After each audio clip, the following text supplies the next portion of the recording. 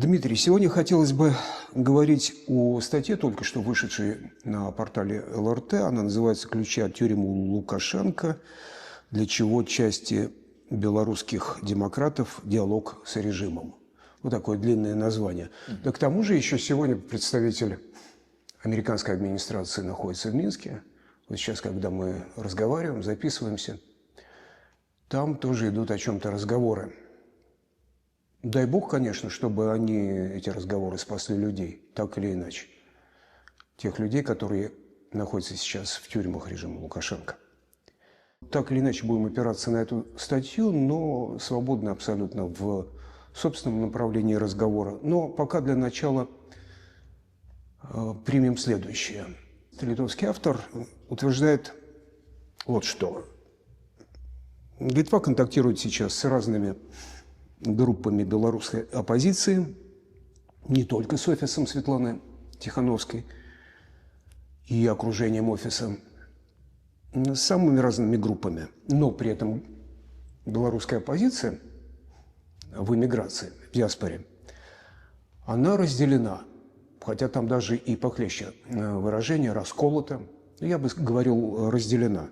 Одни за давление на режим Лукашенко, давление для спасения людей. Или это может быть политический путь, то есть дело не только, может быть, даже не столько в спасении людей, а в том, чтобы сменилась власть, добиваться этого путем давления. Другие за переговоры, за более мягкие формы. Активность депортированных политзаключенных, ведь вы тоже бывший политзак, да, к счастью, бывший, создает возможность для новой стратегии белорусского сопротивления зарубежного в эмиграции. Ну или хотя бы, вообще-то говоря, для появления этой стратегии. Как вы блогер, вы человек, смотрящий на происходящее со стороны в известном смысле, потому что вы медиа-деятель. И как вы смотрите на состояние сейчас белорусской оппозиции в этом смысле? Кто и почему, как вы видите, за переговоры, какие переговоры с режимом Лукашенко или наоборот никаких вообще контактов, непримиримая борьба через санкции? Как вы считаете, кто может быть более рационален, более трезв, более верный рецепт предлагает? Каково в этом смысле состояние белорусской политической диаспоры? Ну, смотрите, на самом деле белорусская оппозиция была расколота в принципе всегда. Таких вот моментов, чтобы было прям единство, такого, наверное, не было никогда. Но, возможно, это было не настолько явно выражено, противоречия не были настолько обострены, как сейчас. Однако, если взять нынешнюю ситуацию, да, действительно, просматривается две основных линии. Одни придерживаются линии давления до конца на режим, другие того, чтобы начать переговоры. Я бы хотел начать с тех, кто придерживается линии переговоров Лукашенко. В первую очередь, если посмотреть, кто это, то вырисовываются такие люди, как Валерий Ковалевский, с ним там Горбунова, там еще кто-то, да, плюс Колесникова, Бабарика. То есть это люди, которые, скажем так, ну, Бабарика – это «Газпром», да, Колесникова, они, я бы не сказал, что это прям там, можно даже, я думаю, прямо и сказать, что это какая-то пророссийская линия, которая ближе взаимодействует с Россией. Что касается Ковалевского, то у него и с режимом Лукашенко было, то есть это человек, который к этому имеет отношение, это одноклассник Вити Лукашенко, который с ним за партой просидел 5 лет. Витя Лукашенко – это сын? Сын, да, старший сын Лукашенко, он учился с ним. Вот, его мать уехала в Россию в свое время, там отказалась от белорусского гражданства, чтобы в 2017 году участвовать в выборах, быть кандидатом в депутаты от партии «Единая Россия» путинской. Но это, скажем так, небольшое замечание. Бабарика – это бывший менеджер Белгазпромбанка, Колесникова тоже из его команды. Вот эти люди, они говорят, что надо договариваться с режимом, используя такой весомый аргумент, как политзаключенные, там, страдания людей и прочее. Потому что происходят репрессии, люди сидят, страдают, умирают, поэтому давайте всех отпустим, договоримся, что уж эти санкции, давайте как-нибудь так. Ну давайте хорошо, начнем с того, что примем эту позицию и посмотрим. Вот, ладно, мы снимаем все санкции, ну не мы, а условный Запад снимает все санкции в обмен, ну все на все. Выпускают всех людей, прекращают репрессии. Ну, я понимаю, что там маловероятно, но давайте допустим. Снимают экстремистские статусы, там, разрешают СМИ все, разблокируют хартию, позволяют всем желающим вернуться белорусам свободно в Беларусь, не только не депортируют. И что дальше? Приезжают в Беларусь оппозиционные политики, приезжают правозащитники, приезжают независимые журналисты. Что они будут, по-вашему, делать? Журналисты будут поднимать темы, которые не поднимает белорусская пропаганда, говорить об этом. Правозащитники будут фиксировать факты нарушений со стороны режима. То есть все будет как и дальше. А политики будут вырабатывать программы, как поменять власть и скинуть Лукашенко. Что он на это будет отвечать чем? Что он будет делать? Он будет просто сидеть и говорить: да ладно, ребята, давайте, работайте. Нет, конечно, это приведет, по моему мнению, к новой волне репрессий. Лукашенко сейчас не очень силен, он чувствует себя достаточно слабо. Приходит много сообщений, особенно Витебская, Могилевская область. Серьезные проблемы с экономикой, растут дефициты бюджетов, задержки зарплат происходят. Недавние ситуации с тем, что с инфраструктурой не все в порядке. Горели троллейбусные линии несколько дней просто подряд в Минске. Такого не было давно. Это говорит о том, что проблемы есть. Свет хотели позже включать, но это не прошло, общество очень резко восприняло, и поэтому Лукашенко быстро отрыгал, сказал: вы меня не так поняли, не-не-не, все. То есть есть серьезные проблемы. С Россией сейчас тоже намечается конфликт, такой пока вяло текущий, каких-то активных действий нет, но видно, что напряженные отношения у Лукашенко с Путиным. Поэтому он очень обеспокоен. И я думаю, что если принять эту позицию, это приведет к тому, что колесо это повернется снова, мы пойдем опять по кругу. Опять аресты, репрессии, опять санкции надо вводить. То есть выхода нет, это не выход из ситуации.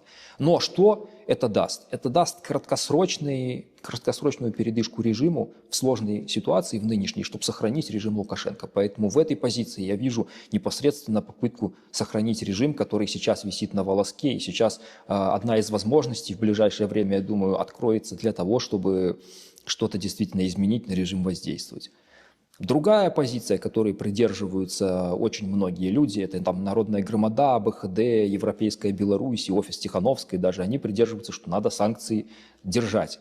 Нужно додавливать Лукашенко, потому что, я тут от себя добавлю тоже, ради чего все было 5 лет. Люди страдали, люди умерли. Как вы хотите договориться, это посадить родственников там Романа Бондаренко с Дмитрием Басковым из Шакутой за один стол или как? То есть, ладно, мы отсидели в тюрьмах, но мы вышли и мы живы, а есть люди, которые умерли.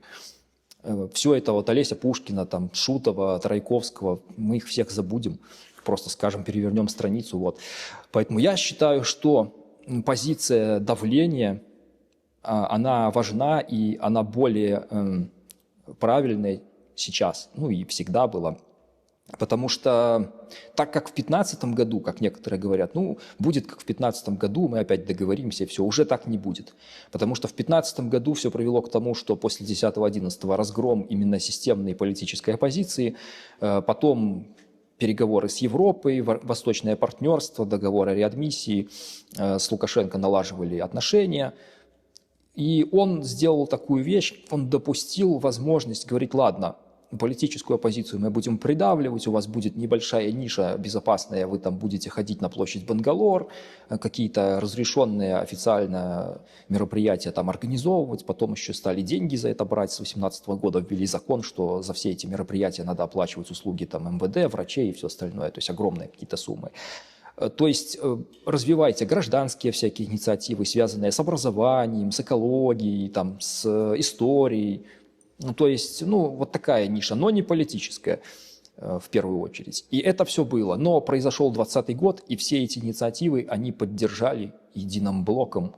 И писатели, и поэты, там, и ученые, и образовательные программы разные, в общем, очень много кто. Они все поддержали то, что происходило, выступили против репрессий, выступили против того произвола, что происходил. И Лукашенко просто разгромил все инициативы. Прошел в 2021 году обыск в обществе охраны птиц.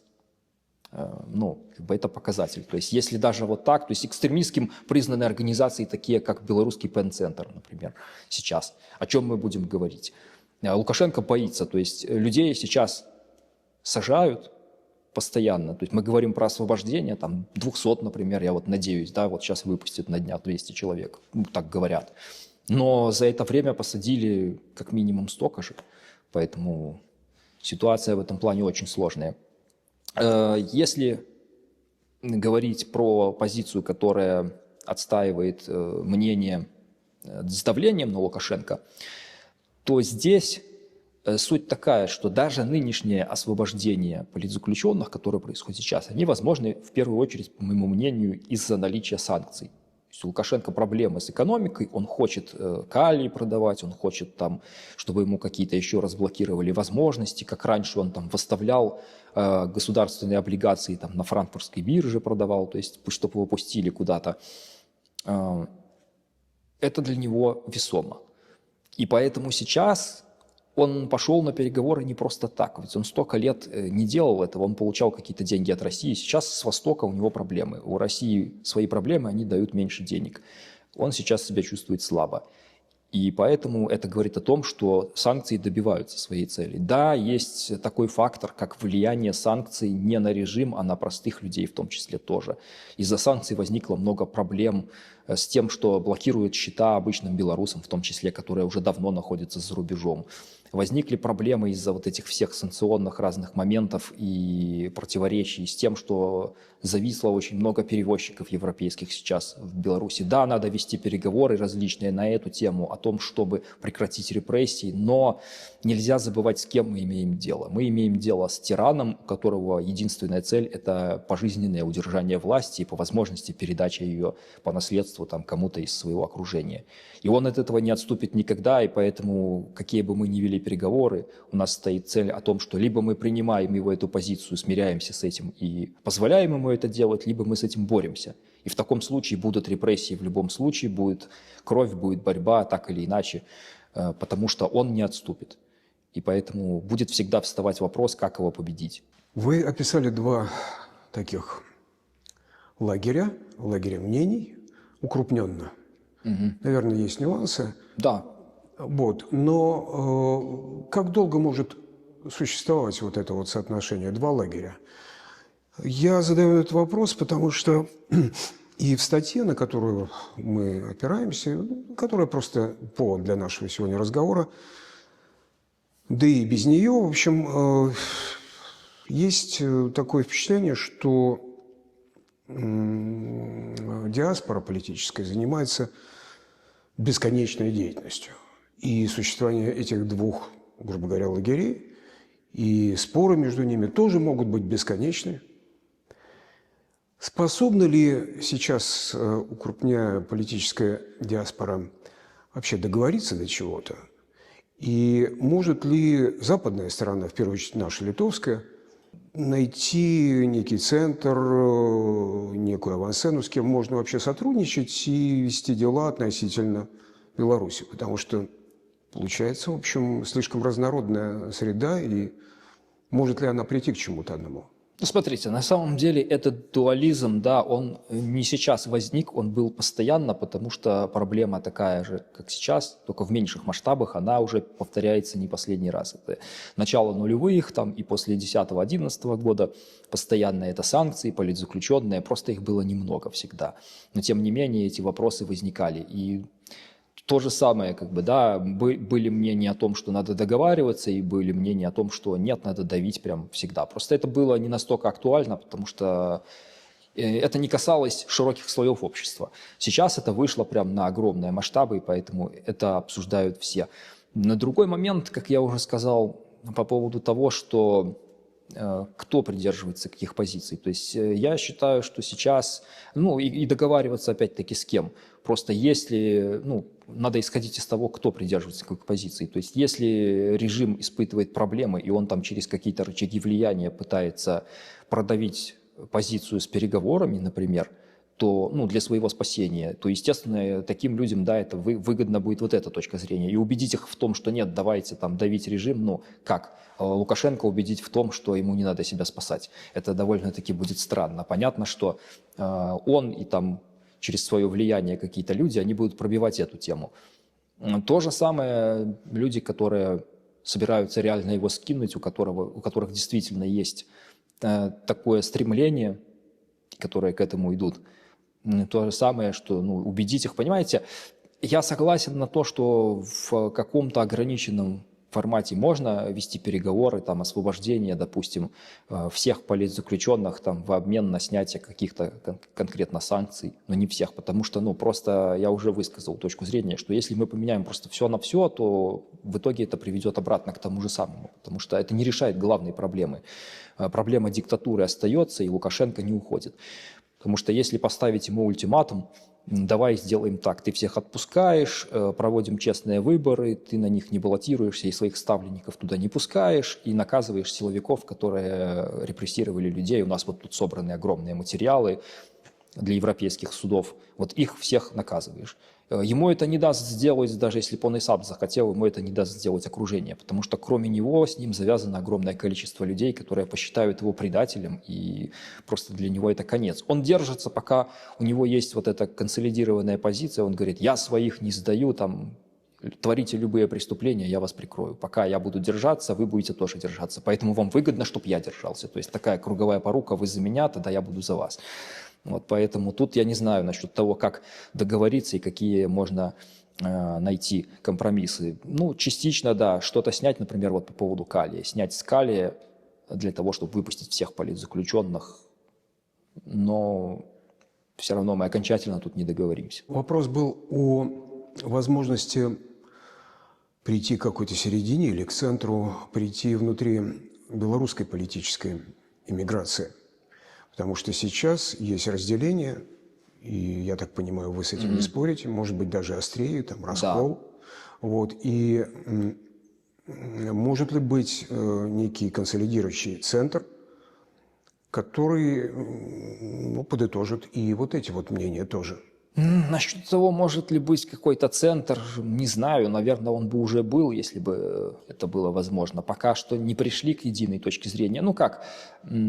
Все сходятся на том, что политзаключенных надо освобождать, что надо разговаривать с режимом о том, чтобы он выпустил людей. Да, другой вопрос, что как разговаривать с режимом и как разговаривать с Западом. Например, когда выпустили нашу партию 52 человека, Статкевич отказался. Он вернулся назад, его посадили, и мы сразу же стали поднимать вопрос, там, Афнагель Евгений, там, Винярский, Европейская Беларусь, там, Спариш, тогда Народный Громадей он еще был. По поводу того, что вы, кто имеет вот там выходы на политиков европейских, да, там Тихановская, кто там еще, Ковалевский тогда, наверное, еще был, там, неважно кто, все вы, в том числе, и мы сами будем, насколько возможно, но и вы тоже говорите, доносите, вы говорите, вы встречаетесь там повсеместно с мировыми политиками, говорите им, Статкевич, там, судьба Статкевича, как насчет того, что вот сделка не состоялась же, договорились по поводу того, что всех отпускаем. А тут, во-первых, про депортацию речи не шло, почему людей депортировали, а вот кто-то хочет остаться, а вот Статкевич отказался, его посадили, так что, сделка не состоялась? Говорите об этом, давите, И у меня был эфир на эту тему в «Обычном утре» тоже. Мне задавали вопрос, типа, что надо делать? Я говорю, надо говорить. Они говорят, так они же типа говорят, эти политики. Я говорю, значит, плохо говорят. Значит, недостаточно, потому что мы знаем, что они ездят и о чем-то договариваются, но мы не знаем конкретно, о чем идет разговор, как он идет, насколько жестко, то есть продавливает ли кто-то позицию белорусскую, отстаивает ли ее кто-то, либо это просто приезжают, да, конечно, здрасте, все, спасибо, поехали, надо селфи сделать, и все, и поехали. Как я понимаю, уже какое-то количество лет, может быть, 4-5, можно назвать деятельность тех, кто ведет себя как представители политической диаспоры, неэффективной или малоэффективной. То есть деятельность ради деятельности. Бесконечная, безграничная деятельность. Когда все пошло не так, на ваш взгляд?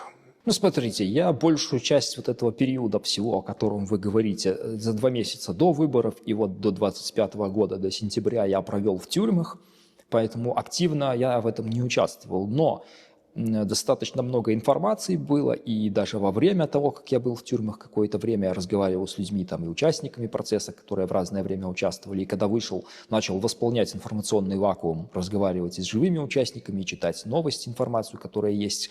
Из того, что я понял, все пошло не так уже изначально в 2020 году. когда объединились штабы, когда большое количество бабариканцев попало туда, в объединенный этот штаб, когда еще не было офиса Тихановского, еще был просто штаб кандидата, и все пошло не так. Ей говорили, допустим, те, кто действительно хотел сделать революцию, там, из Громады, из Европейской Беларуси: Светлана, там, давайте объявлять забастовки, там, еще это июль, там, все, вот когда Бабарику посадили, когда Тихановского посадили, когда Статкевича посадили сразу, надо на забастовку, на общенациональную давить, надо работать, надо готовить, там, выводить людей, более действовать решительно, какие-то невнятные действия, забастовка только конец августа, первый раз именно открыто призвала Тихановская на забастовку 21 августа в видео, она прямо сказала, до этого там 13-14 августа уже из Литвы она одобряла возможность там выхода, но не призывала напрямую, только вот 21-го призвала. Когда уже это вот после марша 16-го, то есть многое решил марш мира 16 августа, когда люди были нацелены идти прям вот до конца стоять, как говорят, город был свободен, то есть можно было делать все, что хочешь. Не было попыток ни стационарный лагерь какой-то установить, остаться, не захватывали административное здание, не занимали, хотя такая возможность была. То есть все ждали вот чего-то, и просто вот на пике людям сказали, ну все, а теперь расходимся, идем по домам, через неделю мы опять выйдем, там, встретимся в следующий раз. И это разочарование. Ну, разочарование уже как бы видео, которое записала Тихановская из Центра избиркома, потом следующее видео уже из безопасности тут она записала. Она соврала по поводу детей, что там угрожают детям там и прочее. Никакой угрозы детям уже не было. То есть у меня есть вообще видео, развернутое на эту тему, критика событий 2020 года, подведение итогов. И как бы я считаю, что основа была положена проблема уже тогда.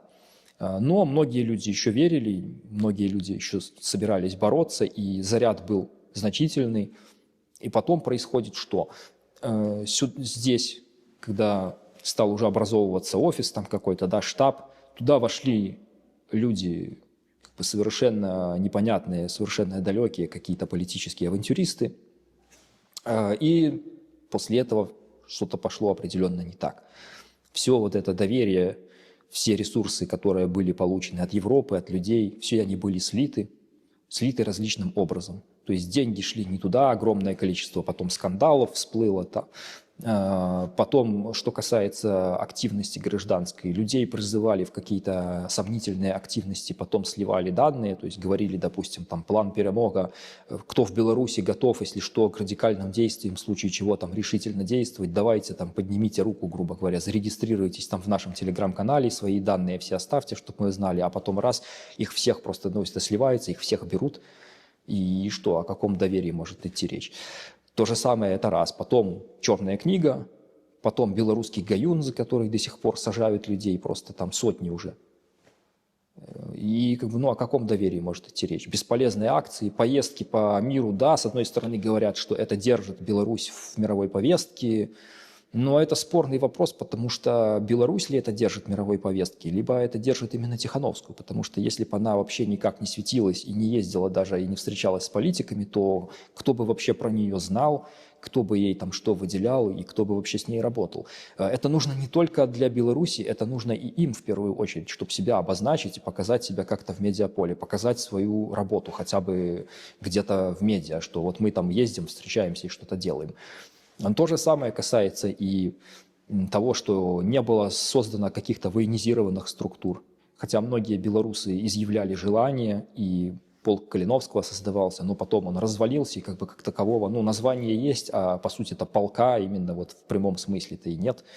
Серьезнейшие проблемы. Добровольцы говорят сейчас, что только вот сейчас начали в феврале интересоваться их проблемами, назначили там представителя по белорусам в Украине от офиса, чтобы только узнать, что им вообще надо за вот эти 5 лет. Поэтому, да, такая вот у нас ситуация. В общем, это удручающая картина. Да. Нет доверия. Главное, это нет доверия. Потеряно доверие и нет результатов деятельности. Поэтому сейчас доверие вернуть сложно. Любой политик, который придет, ему скажет, да, тут уже вон делали всякие, чем ты лучше, как бы та же Тихановская, скажем. То, что картина вот настолько удручающая, мне кажется, невозможно списать на просто, я бы сказал, такую профнепригодность менеджерскую, политическую. Обычно такие вещи дай бог, если я не прав, происходит во многом и в первую очередь даже из-за манипуляций спецслужб. Да. Работа агентуры, и мы видели это. Протасевич вскрылся, про которого сказал Лукашенко сам, что это мой агент. Я не думаю, что он кадровый разведчик, но, скорее всего, он завербован. И сейчас он прекрасно вместе с Озаренком выступает на СТВ, там у него программа своя есть, он рассказывает про проклятые западные спецслужбы там и все остальное. Но это вот человек, который водил протесты в 2020 году. И поэтому, когда говорят про эффективность, куда кого завели, то ну, вот это вот он в том числе водил протесты. Один из тех. Мельникова, которая пропала, ее там некоторые жертвы считают. Но есть сведения, что она прекрасно себя в Беларуси чувствует. И она пропала не просто так, а с деньгами Координационного совета. И как бы много всяких других еще моментов сомнительных. Естественно, что само бы это просто так не пошло. Поэтому я и говорю про политических авантюристов больше, потому что утверждать напрямую кого-то, обвинять там, в сотрудничестве и в агентурной деятельности, для этого надо серьезное доказательство, чтобы об этом прямо говорить и называть фамилии. Но я говорю только о тех фактах, которые уже выявлены в принципе и в которых сомнений нет. Но сколько еще там агентов различных, двойных, там, тройных и всяких, сложно говорить. Плюс еще фактор России не стоит забывать, что кроме режима Лукашенко и ФСБ, я думаю, тоже весьма заинтересована этой ситуацией. Скажите, пожалуйста, вот были 2 или даже 3, наверное, волны с сентября ориентировочно, да, 25-го года, прошлого года. Политзаключенные с июня. Да. С июня. Первая волна с Тихановским в июне была. Выпускали, депортировали. И вот эта вот свежая когорта, ну, плохо так говорить, какая свежая, это люди, как и вы, прошли через настоящие тяготы.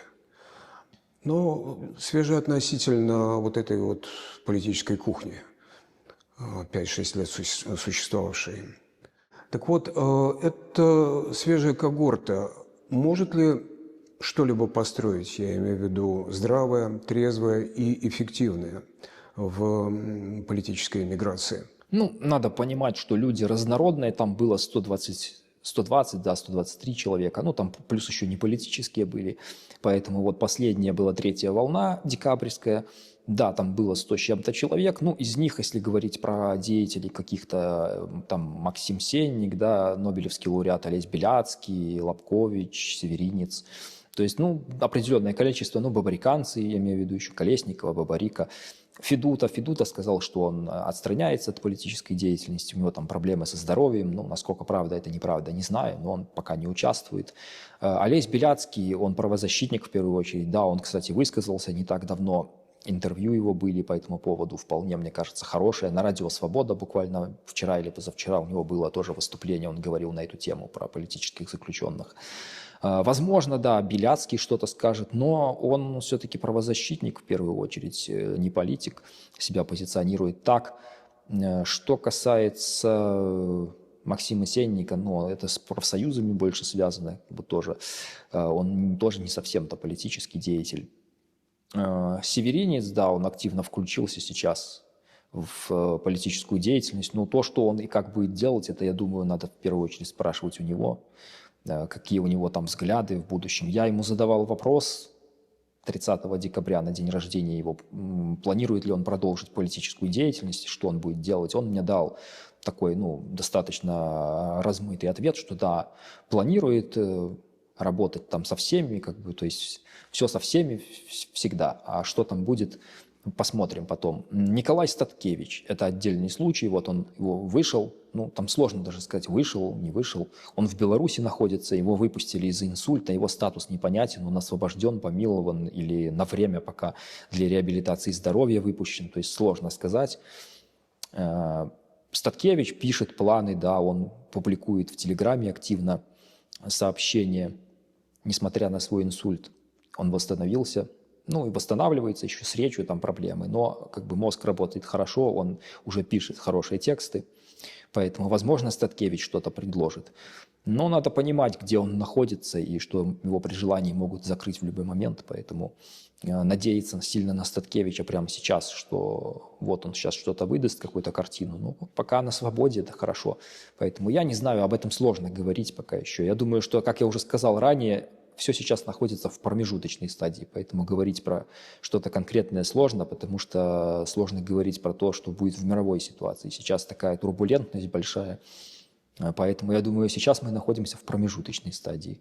Есть много вещей, которые еще тоже, как я говорю, формируются, и поэтому я об этом не буду говорить, потому что они еще не до конца сформировались. То есть время покажет, я скажу так, очень размыто. Конкретного ответа я вам сейчас не дам. Не буду говорить на эту тему. То есть определенные вещи, но я их не скажу. Но, простите, но это все выглядит так, как, в общем, и говорится и в политическом классе литовском, и вот в литовской прессе. Называется бесконечной деятельностью, и, в общем, деятельность ради деятельности, вот это промежуточное состояние, оно Смотрите, выглядит как постоянное. Нет, смотрите, в чем дело. Есть такой момент, у кого-то есть возможности, но нет желания, да? А у кого-то есть желание, но нет возможностей. Вот сейчас пока идет набор возможностей у тех, кто хочет делать, потому что вышли новые люди, да, грубо говоря, политзаключенные, с голой жопой, простите за выражение, информационный вакуум, бытовые проблемы, финансовые проблемы, разрушенные медиаресурсы, то есть это надо набирать подписчиков, чтобы влияние, взаимодействовать с аудиторией, устанавливать контакты, получать информацию, чтобы полноценно обо всем говорить, и как бы какую-то деятельность начинать, набирать ресурсы, знакомиться с людьми, получать там и финансы, и все остальное, чтобы развивать какую-то деятельность и что-то иметь возможность строить. Потому что сказать можно все, что угодно, я могу вам все, что угодно сказать, но это не имеет значения. Поэтому тут есть объективная сторона. Это не то, что для кого-то, да, всегда есть деятельность ради деятельности. То есть для кого это бизнес исключительно, кто зарабатывает деньги, тот, он и будет это делать. А кто действительно хочет что-то сделать, есть просто такая возможность, что, понимаете, есть такая ситуация, что не получается пока. То есть должны быть определенные условия. Я думаю, что надо подождать. Поживем, увидим. Как вы считаете, есть ли вероятность и признаки того, что может возникнуть другая бутафорская или такая эрзац, так сказать, декоративная структура, как будто бы от имени политической диаспоры, вместо или вместе рядом с офисом Тихановской? Офис Тихановской – это уже такая структура, которая уже давно возникла, и, собственно, то, что сейчас мы видим, это из-за того и происходит. То есть люди понимают, что это бутафорская структура. Сколько раз пытались до туда достучаться, те, кто действительно хочет что-то делать, их оттуда отодвигали, их убирали, потому что они не вписываются в эту концепцию, и их лишили ресурсов. То есть, как недавно вышла статья одна, не статья, это видеоролик, даже в ТикТоке был, по поводу того, как один человек там описал очень подробно вот эту всю вещь. Они подмяли под себя контакты основные, финансовые потоки, информационную сферу. И поэтому тем людям, которые не вписываются в эту систему, они хотят делать что-то другое, у них возникают достаточно большие проблемы. Естественно, что они, отбиваясь от критики, они говорят: а кто вам мешает? Возьмите и сделайте как бы сами. Знаете, не у всех есть 300 миллионов евро, контакты с мировыми политиками и там все остальное, понимаете? Поэтому не надо сравнивать. Кто-то бы и хотел, может быть, но возможности такой нет. Поэтому люди сейчас работают над этим, очень многие группы действительно пытаются. И я думаю, что мы увидим результаты скоро.